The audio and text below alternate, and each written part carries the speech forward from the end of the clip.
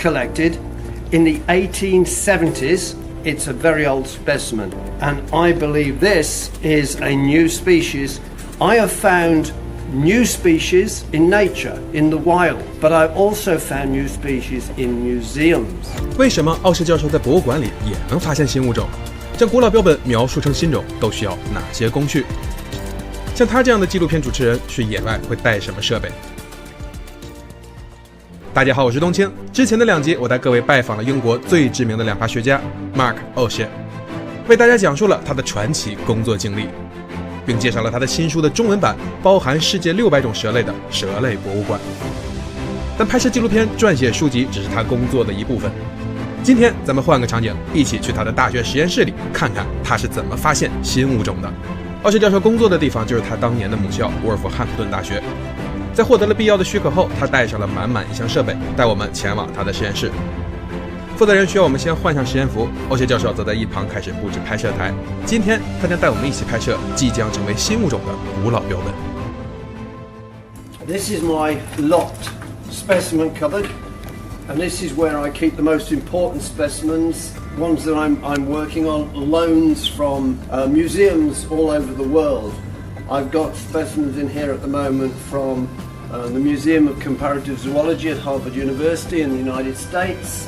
I've got museums from the Natural History Museum in Paris, France. I've got a specimen here from the Australian Museum in Sydney, Australia, and a number of other international collections. And what we're going to look at today, 4 specimens from the Paris Museum and 1 specimen from the Australian Museum. Now this specimen was collected in about 1900 in what was then Papua or British New Guinea. It's now Papua New Guinea. It was collected, I think it might have been collected by a missionary. I'm trying to work out its history. And it was sent to the Australian Museum, and it was identified as a Stegonotus, which is a non-venomous snake in the Colubridae family. But when we got to look at it, we knew immediately that it wasn't a Stegonotus. It is a Toxicocalamus, which is an elapid. It's a venomous snake, and it's in a genus that I've done a great deal of work on. I've described 5 new species, and with colleagues resurrected 3 species from synonymy when they'd been sunk into another species. And this is a very interesting specimen because its scale count characteristics suggest that it belongs to a species called Toxicocalamus longissimus. But my heart says it isn't. A German word, Gestalt, tells me this is not longissimus. It just doesn't look like it. So we're working on this. We're getting all the scale counts. Well, I've already done all of that. I've already done all the photography. And at the moment, we are looking at its DNA. And I've sent tissue samples to a colleague, and they are analysing its DNA, setting it against longissimus, which I think it won't be. And if it isn't, it's new. So that's the Toxicocalamus from the Australian Museum in Sydney. Another venomous snake that I work on in Papua New Guinea is called Micropechis ikahika, a small-eyed snake. It's a very, very attractive snake. It's got a grey head, small eyes. The body is yellow. And then if it's from Papua New Guinea, banded with reddish bands on the middle and posterior part of the body. If it's from the northwest of New Guinea, it's completely yellow all the way down. And if it's from Wago Island, it's totally black.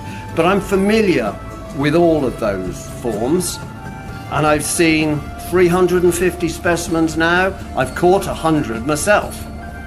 And when I was in the Paris Museum, they had this labelled as Micropechis, and I looked in the jar and I go, no, that's Stegonotus reticulatus. And then I took it out of the jar and I looked at it and I go, oh my God, it is Micropechis. It's just not Ikahika.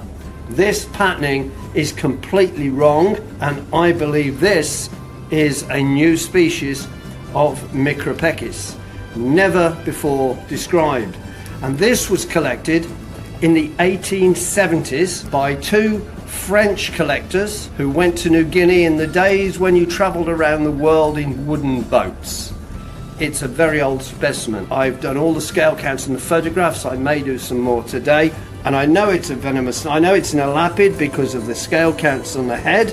And if you look in the mouth, there you can just see the fang in the fang sheath by my thumbnail. This is a very exciting specimen.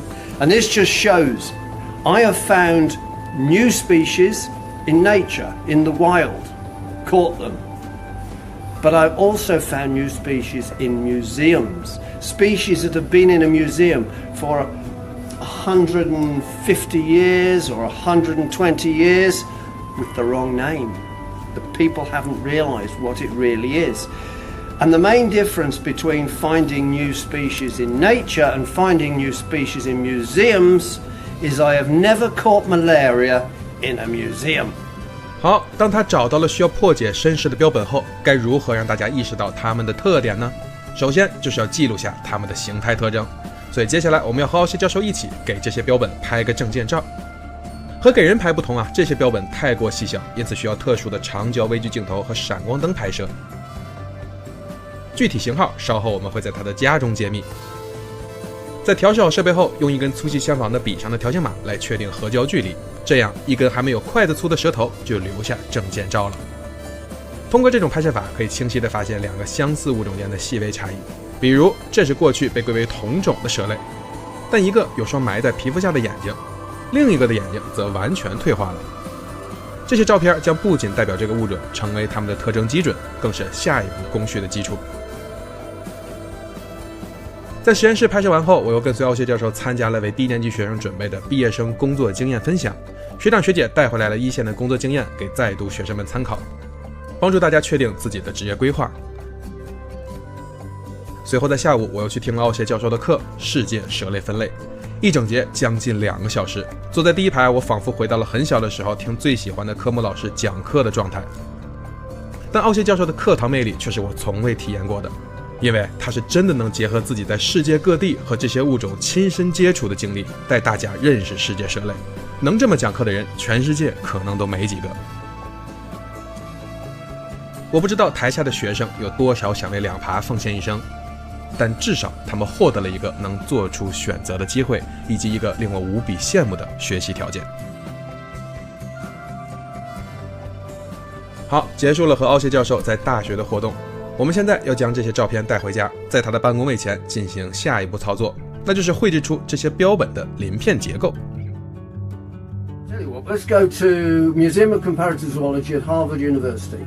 This paper is the one that I published in their bulletin, and this was when I described Toxicocalamus Ernst Mayeri. I've now transferred that to the desktop. It will appear in a minute. I always work with these images at the absolute maximum resolution. So I do resample 300 dpi. So that gives me an image which is 44 by 29 centimeters, right?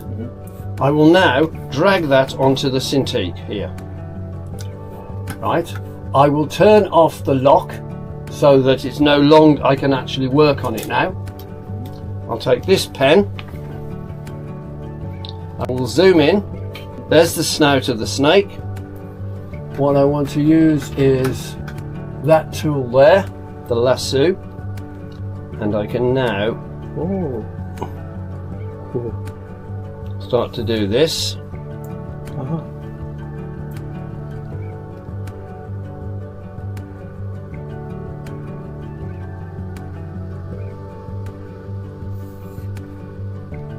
The odd thing is I'm removing the background. I'll probably put it back on black. And now I can go out, get rid of the rest of the black. Right, okay, now I've done that. Now, the bottom layer is my image, the next layer is fully white, and then there's a transparent layer on top of that. And the next thing I will do is go to the top layer, which is transparent. Okay, right, so now I'm working in black. Again, I normally would take more time over it than I'm doing. I'm not going to save this, I'm just giving you an idea of what I'm doing. I find this very therapeutic. I find it quite relaxing. Sometimes, the Malthouse pub where we went last night, sometimes when I'm going down there on my own and I've got a drawing to do, I will set up there and I'll have a pint, and while I'm waiting for my meal to arrive, I'll do a drawing.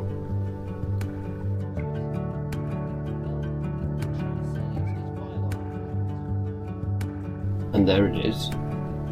And you can see what I've done. Oh. Now that's really rough, because I would normally, look at this, this is horrible here. I would normally take a long time overdoing this.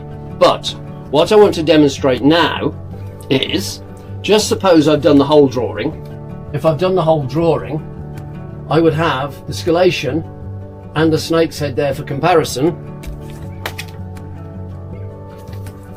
Just like that. Oh, wow.